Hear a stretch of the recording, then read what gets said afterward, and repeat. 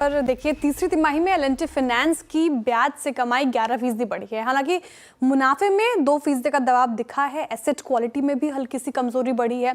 नतीजे और future outlook पर चर्चा के लिए हमारे साथ एल&टी फाइनेंस के MD and CEO Sudipta Roy मौजूद हैं। सुदीप्ता जी, बहुत बहुत स्वागत है आपका सीएनबीसी आवाज पर। सबसे पहला सवाल तो मेरा ये होगा कि Q3 में ग्रोथ और एसेट क्वालिटी सुस्त रही है, उसकी कोई खास वजह? देखिए, पहली बार तो मैं बताना चाहूँगा कि जो हमारी जो डिसबर्समेंट ग्रोथ रही है एट 15,210 करोड़, ये हमारी सबसे ज़्यादा डिसबर्समेंट रहा है एल&टी फाइनेंस की हिस्ट्री में। इसमें जो खास पहलू है कि हमने काफ़ी रिस्क कैलिब्रेटेड डिसबर्समेंट किया है इस क्वार्टर में। जैसे आपने देखा होगा कि हमारी जो रूरल बिजनेस फाइनेंस, जिसको एक्चुअली हमारी माइक्रो फाइनेंस और जेएलजी बुक जो है, जिसको हम रूरल बिजनेस फाइनेंस बोलते हैं, उसमें एक्चुअली डिसबर्समेंट की जो टेम्परिंग है वो डिग्रोथ दिखा है। ऑन अ सीक्वेंशियल बेसिस आपको डिग्रोथ दिखने को मिलेगा, लेकिन ओवरऑल एयूएम ग्रोथ काफ़ी ठीक ठाक रहा है। Overall on on year basis that 23% year on year AUM growth रहा है। So overall, I would say this is a mixed quarter for us. जैसे हमारी ट्रैक्टर फाइनेंस की डिसबर्समेंट बहुत अच्छा रहा है दिस क्वार्टर। ट्रैक्टर फाइनेंस जो अक्टूबर में जो हमारी जो डिसबर्समेंट हुई है, बहुत अच्छा डिसबर्समेंट हुई है। सो ओवरऑल कुछ सेक्टर्स में अच्छे डिसबर्समेंट हुए हैं।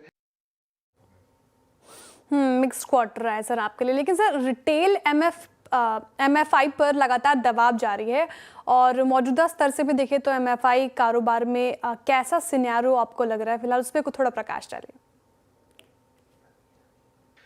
देखिए, जो हमारी जो एमएफआई का जो डिसबर्समेंट ट्रैजेक्टरी है, इसको हमने, जैसे मैंने पहले की बोला है कि इसमें हमने कॉन्शियसली इसको हमने स्लो डाउन किया है। और हमारी कोशिश रहेगी कि हम जितने हो सके नॉन लेवरेज कस्टमर्स उनको लेंड करें और नया ज्योग्राफीज में हम लेंड करें। जैसे हम अभी एमएफआई बिजनेस में हम फोकस कर रहे हैं EP, Telangana, western UP, eastern western Maharashtra, sorry, इसके ऊपर हम फोकस कर रहे हैं। और जैसे आप पर्सनल लोन्स की बात करें, आप देखे होंगे कि पर्सनल लोन्स में एक्चुअली हमारी काफ़ी अच्छी ग्रोथ रही है, albeit on a low base. Previous year में हमने 847 करोड़ की डिसबर्समेंट किए थे पर्सनल लोन्स में। अगर आप देखेंगे कि इस क्वार्टर में हमने 1642 करोड़ की डिसबर्समेंट किया है, तो ग्रोथ एक्चुअली 100% है पर्सनल लोन्स में, लेकिन ये लो बेस पे ग्रोथ है। सो परसेंटेज टर्म्स हम तो अगर थोड़ा इग्नोर भी करें तो हमारी जो पर्सनल लोन्स की जो ग्रोथ है, ये भी रिस्क कैलिब्रेटेड ग्रोथ है और ज़्यादातर सैलरीड सेगमेंट में है। पर्सनल लोन ग्रोथ में आपको तेजी देखने को मिल रही है सर, लेकिन निम्स पे बात करते हैं। अब Q3 में एनआईएम्स पर दबाव रहा है, वो रिजल्ट में दिखा। क्या 2025 में रेट कटौती होने पर मार्जिन में आपको सुधार दिखेगा? देखिए, पहली तो रेट कट की बात है तो rate cut, we obviously would welcome a rate cut as and when it comes. जब आए तो आए, लेकिन एज ऑफ नाउ हमारी जो प्लान है उसमें it will be a bonus. अभी हमारी जो फोकस है टू स्टेबलाइज, दो चीज़ हमको स्टेबलाइज करना है। पहले तो हमारा डिस्ट्रीब्यूशन मिक्स उसको स्टेबलाइज करना है और हमारी क्रेडिट कॉस्ट, ये दोनों को स्टेबलाइज करना है, क्योंकि हमारी क्रेडिट कॉस्ट थोड़ी एलिवेटेड रही है इस क्वार्टर में। पहले तो क्योंकि हमने डिसबर्समेंट स्लो डाउन किया है हमारे आरबीएफ और रूरल बिजनेस फाइनेंस वर्टिकल में, और ये वर्टिकल का ये जो लोन्स है, इनकी जो यील्ड्स है, ये काफ़ी हाई है। तो इसके कारण डिस्ट्रीब्यूशन मिक्स चेंज होने के नाते थोड़ा सा निम्स एंड फीस पे थोड़ा इम्पैक्ट आया है। जैसे हमने पहले गाइड किया है कि हमारी जो कोशिश रहेगी दैट ड्यूरिंग नॉर्मल टाइम्स हम निम प्लस फीस को एक ट्रेजेक्टरी 10.5 to 11% की ट्रेजेक्टरी में हम मेंटेन करने की कोशिश करेंगे। एज ऑफ नाउ हम थोड़ा इसमें गिरावट दिखी है, बट हमारी उम्मीद है कि जैसे जैसे सिचुएशन नॉर्मलाइज होता जाएगा, ये वापस आता रहेगा to that guided trajectory of 10.5 to 11%। बिल्कुल सर, लेकिन बजट से अब हम 11 दिन ही दूर है मात्र।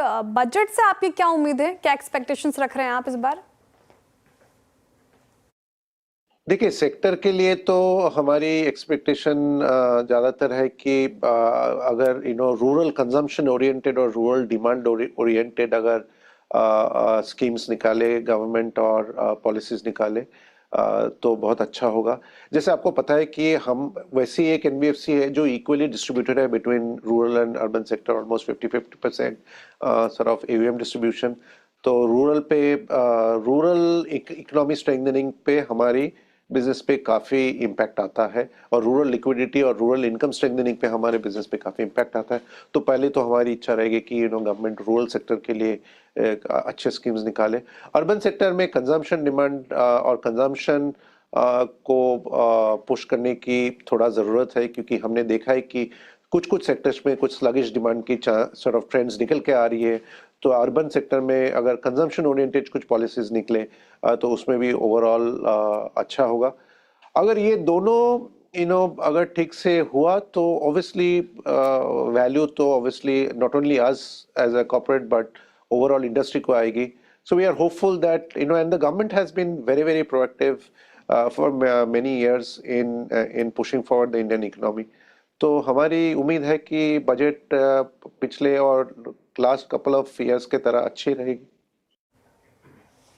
बिल्कुल सर, ठीक है ठीक है ठीक है सर, बहुत बहुत शुक्रिया हमारे साथ जुड़े रहने के लिए और तमाम सवालों के जवाब देने के लिए। ऑल द बेस्ट आपको अपकमिंग क्वार्टर्स के लिए सर, बहुत शुक्रिया। फिलहाल वक्त हो चुका है एक छोटे से ब्रेक का। ब्रेक के बाद फिर हाजिर होते हैं। आप देखते रहिए CNBC आवाज़।